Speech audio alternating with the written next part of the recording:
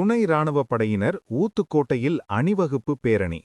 தமிழகத்தில் அடுத்த மாதம் 23ஆம் தேதி சட்டசபை தேர்தல் நடைபெற உள்ளது.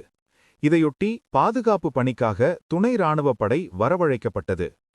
கும்மிடிப்பூண்டி சட்டசபை தொகுதிக்குட்பட்ட ஊத்துக்கோட்டைக்கு 68 பேர் கொண்ட ஒரு குழுவினர் ஆய்வாளர் சௌரப் ராய் தலைமையில் வந்தனர்.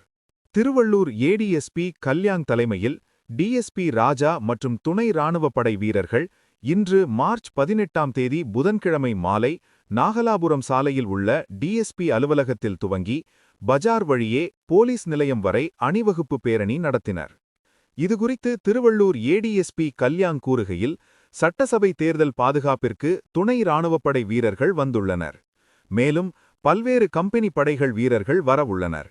அனைவரும் திருவள்ளூர் மாவட்டத்தில் உள்ள சட்டமன்ற தொகுதிகளில் பாதுகாப்பு பணிக்கு ஈடுபடுத்தப்பட உள்ளனர் என்றார்.